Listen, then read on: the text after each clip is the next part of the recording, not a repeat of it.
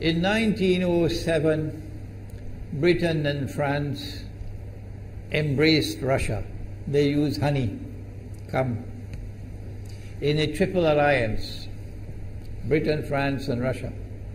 And the honey that they used to trap Russia was that if we win the war that's coming with the Ottoman Empire, you will get Constantinople, which is what Russia wants. But they promised Russia one thing through the front door, and they took it back through the back door, like what they did to the Arabs. These are people with PhDs in deception. If they tell you that the sun is shining, don't believe them. Go outside and look up in the sky, see whether the sun is shining. When the Russian army had fought in the First World War and had suffered the most losses, the brunt of the kill were Russians, and they were now winning the war, and the Ottoman Empire was collapsing, and the Russian army is only an arm's length away from Constantinople. They don't want Russia to get Constantinople. No. So what did they do? Russian Jews organized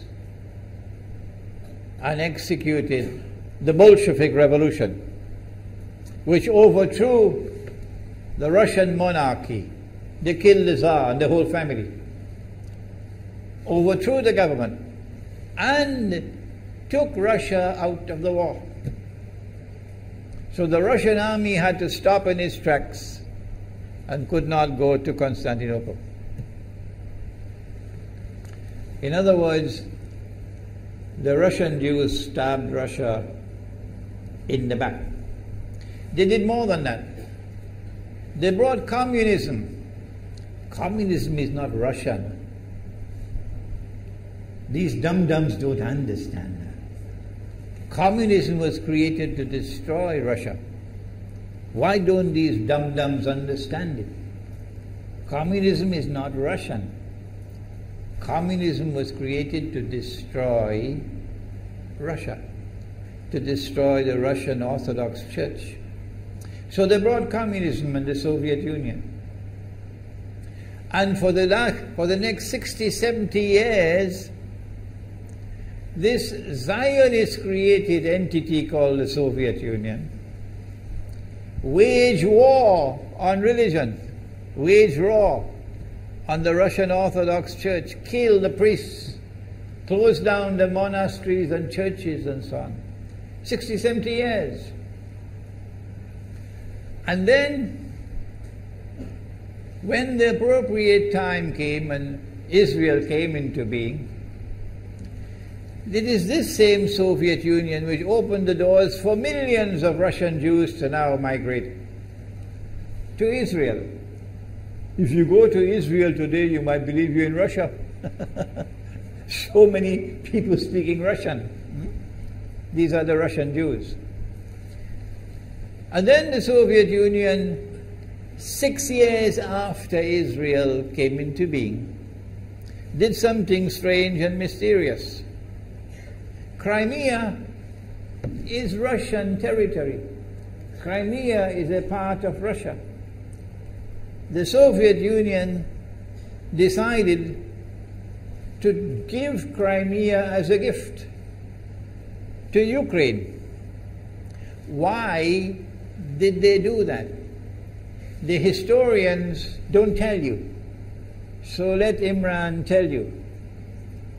They gave Crimea to Ukraine in order to stab Russia in the back one more time. Because if Russia loses Crimea, it will enhance Israel's security. The Russian Navy is based in Crimea, and there's a straight line from Crimea to Constantinople. To get out of the Black Sea and to get into the Mediterranean Sea, you got to pass through the Bosphorus. And the city of Constantinople is located right there on the Bosphorus.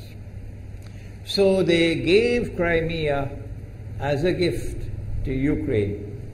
They never bothered to consult the people of Crimea and get their consent. No. They never bothered to seek the permission of the Russian people. No. But Washington doesn't want to hear that. The foolish man who now sits in the White House of the United States, the foolish man who would like to pretend that he's a man of wisdom, he doesn't want to hear. But what are the rights of the Russian people? Were they not violated? Do they not have the right to correct Iran and recover the territory which was unjustly taken away from them on Israel's behalf? Obama doesn't want to hear that. It's inconvenient for them. But in this masjid, we will expose whether it's convenient to you or not. They did more than that. Not only did they give Crimea to Ukraine, but earlier on they gave eastern Ukraine. Eastern, part of it is now eastern Ukraine was Russian. It was Russian. And the Soviet Union gave it as a gift to Ukraine. Why is it being given to Ukraine?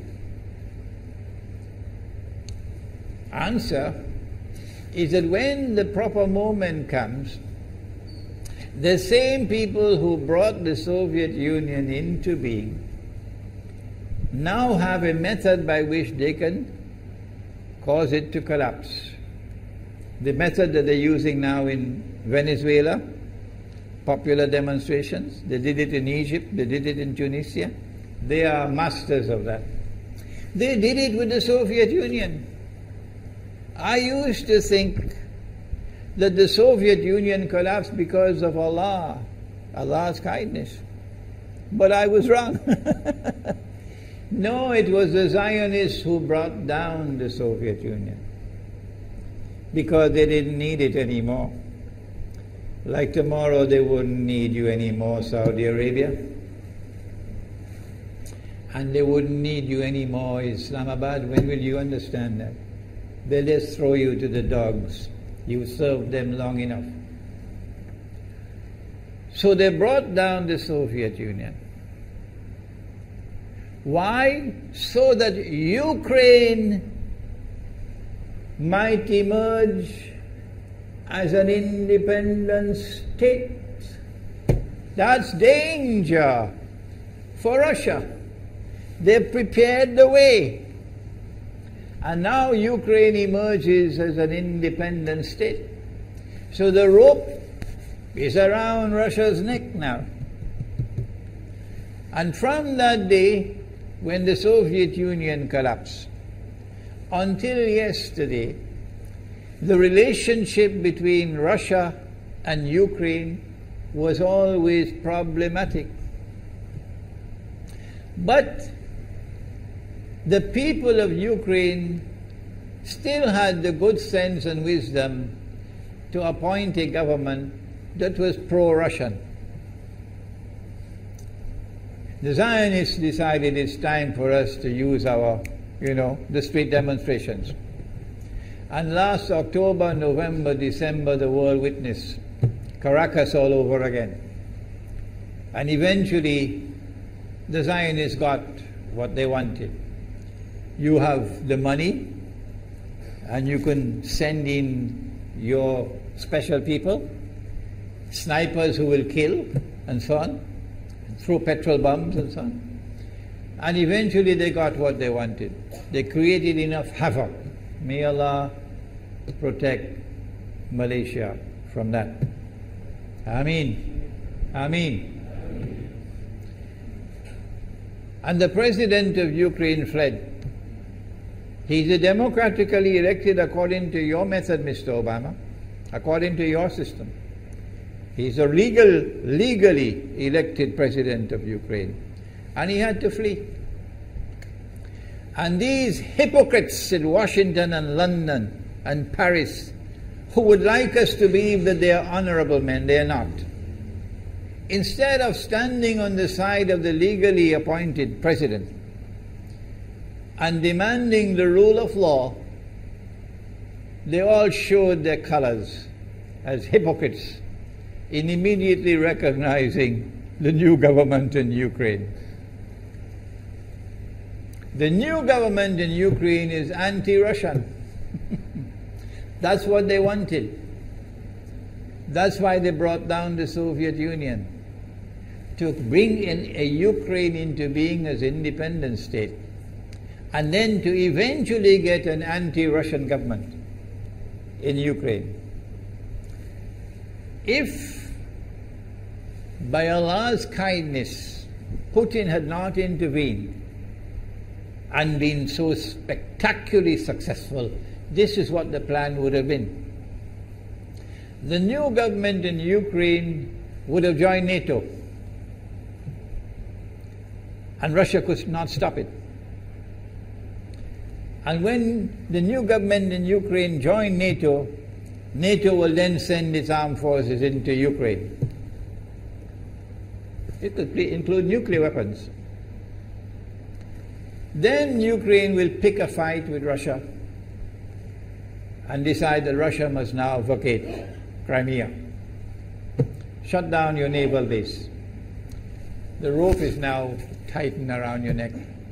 Russia has to put its tail between its legs and withdraw its fleet, Black Sea Fleet, from Crimea.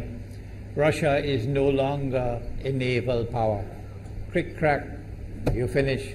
And Israel will celebrate. That was the master plan. But Allah planned, and Allah's plan was successful. And it is time for the Muslim world to recognize and to see, I cannot influence governments, so what can I do? Don't bother, you waste your time with governments. But the people can understand that this was Allah's plan. They planned, the enemy planned for so long, and at the last moment Allah intervened. And Putin was able to get the people of Crimea to vote in a referendum. And they voted 90-something% in favor of returning to Russia. They were a part of Russia, and they want to return to Russia. So Putin was successful in delivering to the Zionist movement the first defeat it has ever suffered, significant defeat, in the more than 100 years since the Zionist movement was established. If that is not a sign from Allah, it's time for you to wake up.